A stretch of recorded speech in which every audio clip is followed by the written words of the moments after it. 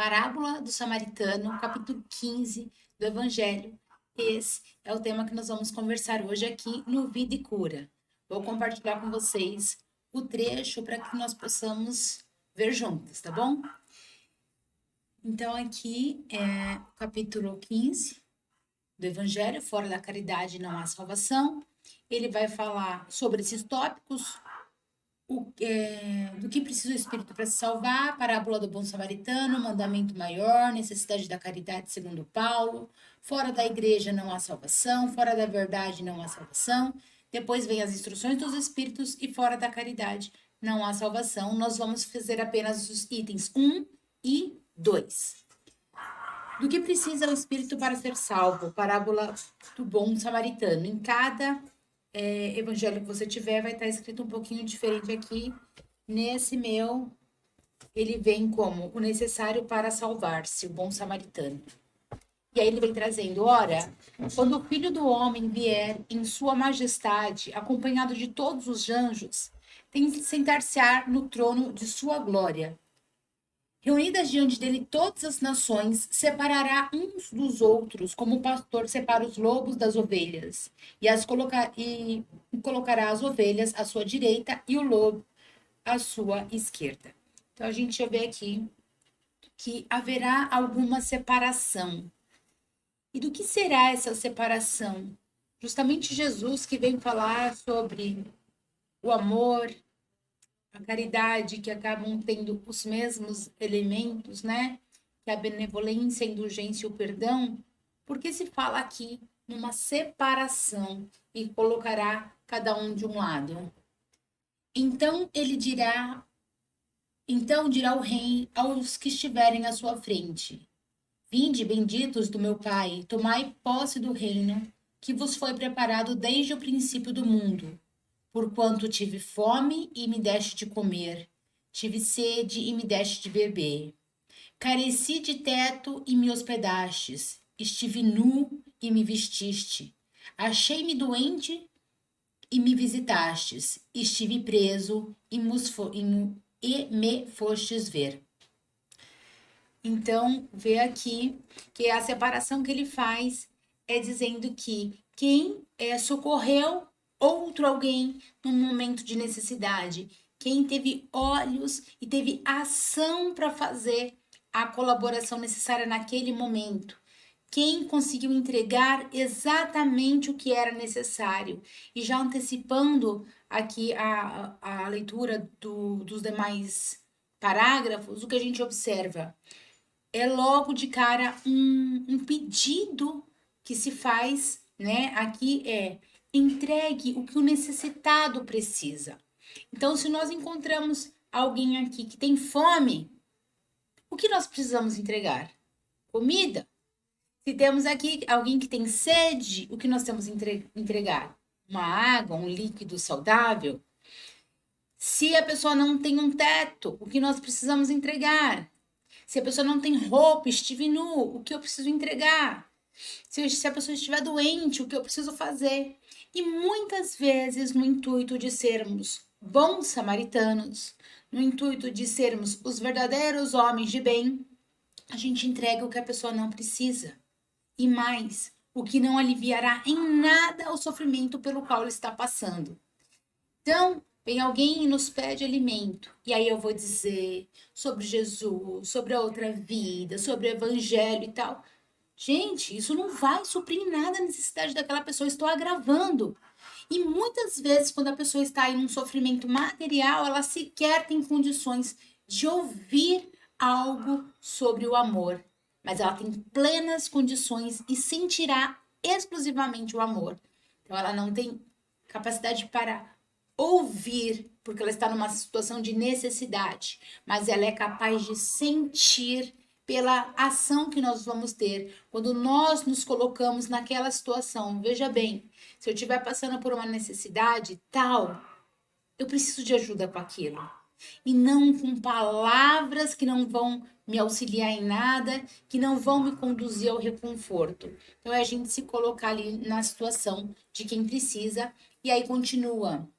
Então responder-lhe-ão justos: Senhor, quando foi que te vimos com fome e te demos o que comer? Ou com sede e te demos de beber? Quando foi que te vimos sem teto e te hospedamos? Ou despido e te vestimos? E quando foi que te soubemos doente ou preso e fomos te visitar? Porque aqui estava se entendendo num sentido ainda literal. Nossa, mas eu nunca fiz isso por Jesus. Eu nunca ouvi em nenhuma dessas situações. Então, calma.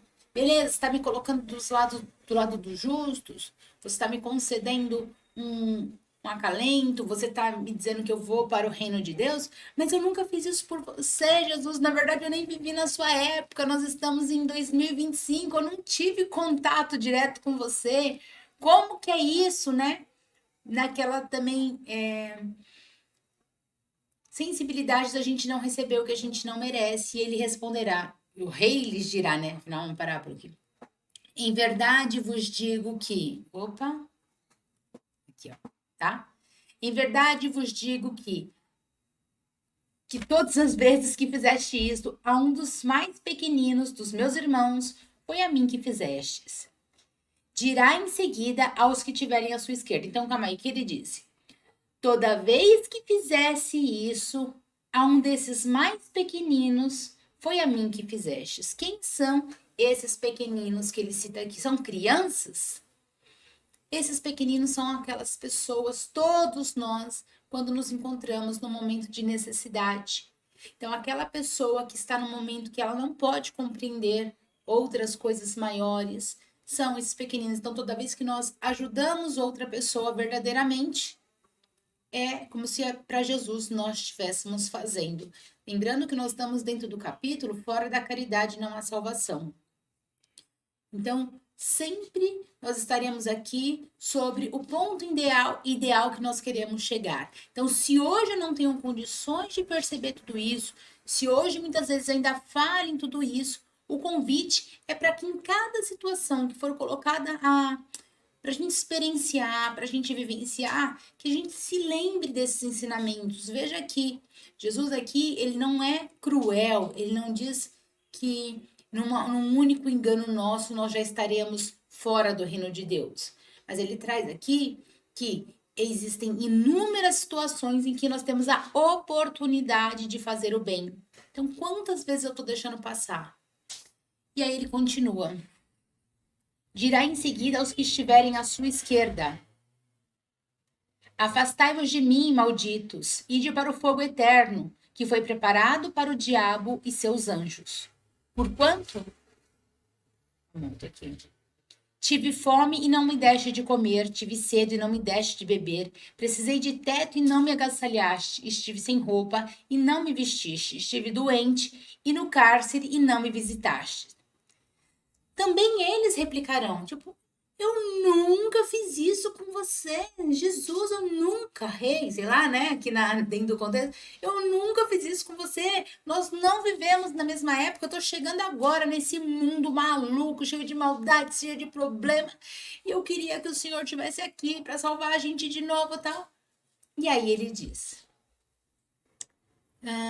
e eles responderá, em verdade vos digo, todas as vezes que faltastes com a assistência a um desses mais pequenos, deixaste de tê-la para comigo mesmo. Em qualquer situação que a gente esteja da nossa vida, seja na situação material, onde eu tenho uma casa, eu tenho uma comida, eu tenho uma roupa, inclusive com possibilidade de dividir o que eu tenho, e a maioria de nós tem condições de dividir algo, e quando eu deixo de fazer, ele diz, é como se você deixasse de fazer para mim, porque eles são irmãos, nós somos irmãos. Então ele não se alegra quando eu tenho.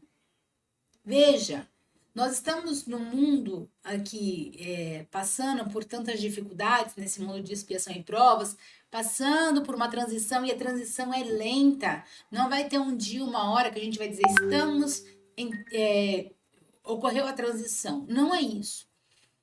Aqui já demonstra muito bem que nós alcançaremos um lugar maior e melhor para mim e para cada um de nós quando eu deixar de pensar, de acreditar que Deus, que Jesus escolheria somente a mim e a minha família para ter alimento e que ele não se importa se tem alguém passando fome.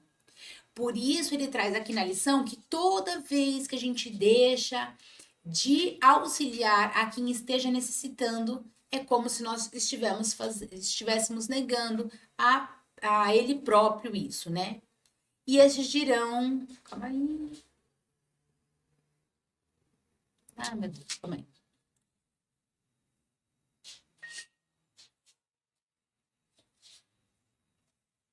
E esses irão para o suplício eterno e os justos para a vida eterna, né? Porque ele está falando aqui de salvação.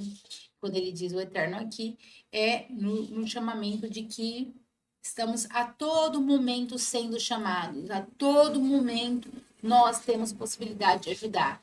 E é aquele momento em que a gente deita a cabeça no travesseiro e fala: meu Deus, por que eu não fiz tal coisa para ajudar outra pessoa que estava dentro das minhas possibilidades? Bem, e aí ele continua. Então, levantando-se, disse-lhe um doutor da lei para o tentar: Mestre, que preciso fazer para possuir a vida eterna? Em que contexto vai começar agora aqui a parábola do bom samaritano? Qual é o contexto? Jesus vinha em viagem, havia decidido ali junto com os apóstolos passar pelos samaritanos, e quando ele chegou naquela cidade, ninguém lhe concedeu um teto, ninguém lhe concedeu uma bacia para os pés, ninguém quis aliviar as suas dores. Então, ele experienciou naquele momento, junto com todo o grupo, um momento de muita aprovação, porque foi recusado a eles qualquer possibilidade de reconforto e de alívio. Então, ele chega aqui nessa cidade cansado, com sede, com fome, sujo. E a primeira coisa que vem para ele é uma pergunta, não vem um alívio, né? Esse doutor da lei que foi falar com Jesus, ele não foi falar para aliviar nada, ele foi, nossa, deixa eu perguntar, agora que ele está aqui na minha frente, deixa eu fazer uma pergunta. Ele disse: Mestre, que preciso fazer para possuir a vida eterna? Respondeu-lhe Jesus: que é que está escrito na lei? O que você lê nela? Então Jesus, ele não vai e responde direto, ele pergunta, porque afinal é um doutor da lei. Qual lei? A lei que estava vigente até então, que era a lei mosaica. E ele perguntou: o que está escrito na lei? E ele respondeu: amarás o Senhor teu Deus de todo o teu coração, de toda a tua alma, com todas as suas forças e de todo o teu espírito, e ao próximo como a ti mesmo. Disse-lhe Jesus: respondeste bem, faze isso e viverás.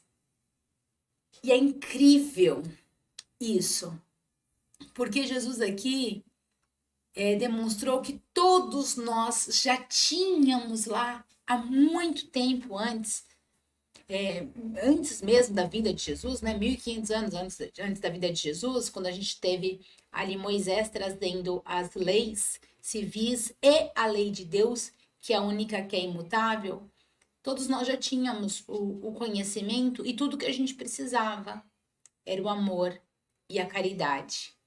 Porém, em razão das nossas dificuldades de aplicar aquilo que é o certo, em razão da gente muitas vezes querer ficar buscando atalhos ou desculpas para não fazer aquilo, porque a gente acha que é muito difícil seguir o amor e a caridade. E por que a gente acha isso?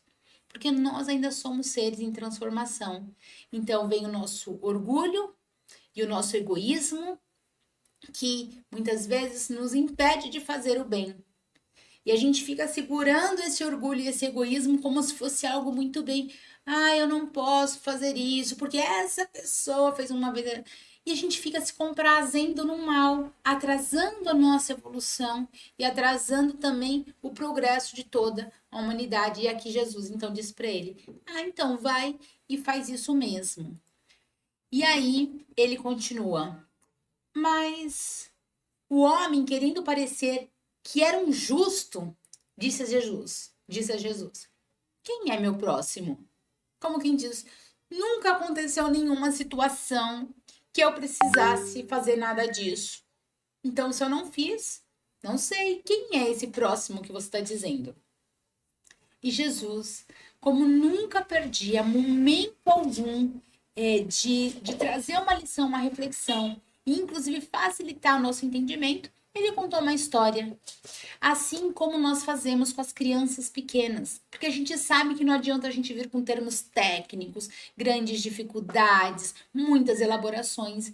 A criança precisa ter algo acessível, que ela consiga visualizar para que ela entenda sobre aquilo que está sendo falado. E Jesus, sabendo que nós também ainda éramos crianças na nossa evolução, que tanto precisávamos de exemplos práticos para que a gente conseguisse compreender pelo menos um pouquinho de tudo que ele tinha para nos ensinar, ele trouxe essa parábola, essa história. Então, quem é meu próximo? E aí vem Jesus aqui iniciando a parábola. Um homem, tá aqui ó, tá? Um homem que descia de Jerusalém a Jericó, então estava em um lugar, estava em descida. O caminho que ele estava percorrendo é uma descida. Caiu em poder de ladrões, que o despojaram, cobriram de ferimentos e se foram, deixando-o semi-morto. Aqui a gente pode já fazer uma pausa e trazer e refletir sobre isso, né? Então ele disse: um homem descia de Jerusalém a Jericó. O que é essa descida? Eu ia ler aqui, mas acho que vai ficar mais fácil a gente falar. Essa descida é toda vez que nós estamos percorrendo um caminho difícil, um caminho de escuridão, um beco em nossa vida. É quando a gente deixa que pensamentos outros nos dominem nossas ações, os nossos pensamentos. Essa descida é um momento de vulnerabilidade. Essa descida é quando vícios acabam nos dominando. É quando atitudes ruins acabam nos dominando. Essa descida é quando a gente ouve uma instrução negativa que fará mal a nós ou a outras pessoas e nós cumprimos. Então, essa descida é uma desilusão, é um vício, é uma dificuldade, é um problema, é todo um momento difícil. Então, descida. Elevação, pensamento elevado a Deus, a Jesus, fazendo bem, a caridade, o amor, descida.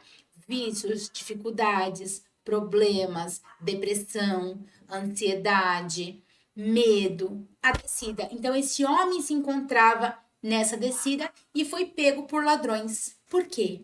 Porque toda vez que a gente baixa o nosso padrão vibratório, toda vez que a gente se coloca suscetível, toda vez que a gente abre as portas da nossa mente, do nosso coração, da nossa casa, para quem ainda não está elevado, nós estamos sujeitos aos ladrões, ao ladrão do tempo, ao ladrão do pensamento, ao ladrão do amor, ao ladrão de tudo o que se possa imaginar. Então, esse homem estava passando por essa situação. E esses ladrões, então, que os despojaram, cobriram de ferimentos e foram. Porque toda vez que a gente baixa a nossa guarda, a gente começa a falar mal de alguém, a fofocar, a gente começa a cuidar da vida alheia, a gente sai ferido. Porque esse veneno que sai da nossa boca, ele primeiro está em nós. E aí a gente fica com marcas em nosso perispírito, em nosso pensamento, em nosso ser, de uma forma geral. E aqui, então, essa queda abre as portas para esses ladrões de energia e deixa feridas profundas em cada um de nós. E esse homem, então, ficou semi-morto. Aconteceu em seguida que um sacerdote, descendo pelo mesmo caminho, viu e passou adiante. Então, aqui ele tem uma representação de um sacerdote, de alguém com conhecimento, que poderia ajudar, que inclusive ensina o quanto nós devemos amar uns aos outros. Viu, não fez absolutamente nada. Deixou o homem ali caído, semi-morto. Um levita que também veio àquele lugar, tendo-o observado, passou igualmente adiante. Nossa, sabe, você viu a pessoa ferida ali, você larga ela, você não quer nem passar perto daquilo. Mas um samaritano Samaritano, considerado então aquele que não merece respeito, não merece amor, considerado um qualquer uma civilização qualquer, um ser qualquer, mais baixo possível. Sabe quando a gente considera que determinado grupo de pessoas é a pior espécie? Então, o samaritano era considerado esse a pior espécie, que viajava, chegando ao lugar onde jazia aquele homem, tendo-o visto, foi tocado de compaixão. Veja bem, nós tínhamos aqui a representação de duas pessoas que seriam capazes de auxiliar, porém, em razão do estado de queda que a pessoa estava, eles entenderam que nada era possível fazer. Não tem salvação, não quero saber, não vou me misturar com ela. Porém, o samaritano olhou e foi tocado por uma compaixão. Meu Deus, o que aconteceu com essa pessoa? O que está acontecendo aqui? Não tem ninguém para ajudar. E foi lá e olhou. Aproximou-se dele, deitou-lhe óleo e vinho nas feridas e pensou. Depois, pondo-o sobre o cavalo, levando-o a uma hospedaria e cuidou dele. No dia seguinte, tirou 2 denários e os deu ao hospedeiro, deu ao dono lá da pensão, né, dizendo: trata muito bem deste homem, e tudo que dependeres a mais, eu te pagarei quando regressar. Então, Jesus termina essa lição perguntando: qual desses 3 te parece ter sido próximo daquele que caíra em poder dos ladrões? O doutor respondeu. Ele não falou samaritana. Ele disse: aquele que usou de misericórdia para com ele. E aí Jesus respondeu: então vai e faze o mesmo. E o curioso nessa parábola, lembra que eu disse que Jesus estava em viagem, tinha passado ali pela Samaria, e ele foi completamente hostilizado, ninguém ajudou ele. Ele chegou nessa outra cidade com muita fome, muita sede, porém, mesmo assim, ele usou o samaritano como um exemplo de bondade nessa história. Porque um doutor da lei deveria saber quem é o próximo. E por que deveria saber? Porque é óbvio. Porque nos próprios mandamentos já tinha ali todos os indícios de quem era o nosso próximo. É qualquer outra pessoa que não nós. E aqui eles recusam a falar do samaritano porque a gente tem às vezes dificuldade de reconhecer que uma pessoa que a gente considera ser inferior a nós possa fazer um bem maior. Então, nessa passagem do Evangelho, os itens 1 e 2 do capítulo 15, fora da caridade não há salvação, em que nós estamos lendo especificamente o item: o necessário para salvar-se, o bom samaritano, é que nós nos coloquemos à disposição para ajudar sempre. Uma hora nós vemos alguém em queda e podemos ajudar, e em outro momento nós estamos em queda e precisamos de ajuda. Imagina, eu nunca estarei em queda, não mesmo? Você nunca esteve num momento de tristeza e precisava de alguma luz, um abraço, uma comida, qualquer coisa para te acalentar? Você nunca esteve numa situação de falar mal de alguém? Você nunca esteve numa situação de ser colocado ali à prova de um vício, seja de tóxico, seja de excesso de alimentação, seja de excesso de qualquer coisa? Nunca? Isso não existe aqui no nosso planeta. Inclusive, os próprios missionários são colocados à prova por estarem, por esse mundo ainda estar muito cheio de maldade. Então, as tentações, elas existem a todo momento, e é justamente por isso que quando nós fazemos a oração dominical, a gente diz: não nos deixeis cair em tentação e livra-nos do mal. Muitas vezes, nós somos a pessoa que vai ajudar ao outro a não cair em tentação. Muitas vezes, nós seremos chamados a livrar alguém do mal. E toda vez que a gente é chamado e não cumpre, é como se a Jesus nós não estivéssemos fazendo. Agora, veja bem, aqui, em nenhum momento é solicitado uma perfeição. Em nenhum momento é solicitado que a gente seja o exemplo do amor, da vida, a evolução em pessoa.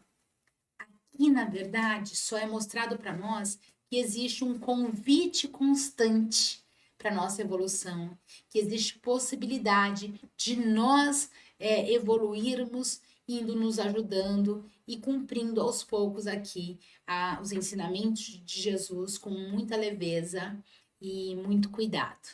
Então, fica o convite para que cada um possa ler a íntegra desse capítulo, não sair lendo ele, correndo, buscando, nossa, devorar tudo, porque justamente ele está dividido em tópicos para facilitar o nosso entendimento, para que a gente possa refletir sobre cada um e já colocar em ação. Aqui, Jesus nos faz a diferenciação, né? Aquela divisão que ele faz é de quem recebeu a instrução, recebeu o conhecimento, ou seja, todos nós, e aplicou, e quem recebeu o conhecimento e se recusou. Então, aqui é a força da ação. Então, a gente começa se amando, se respeitando, cuidando de nós, da nossa mente, procurando não cair em tentações e observando, ficando aberto para toda vez que outra pessoa necessitar, nós possamos então ser esse apoio, esse suporte, esse bom samaritano. Agradeço a companhia de vocês e nos vemos em outro estudo.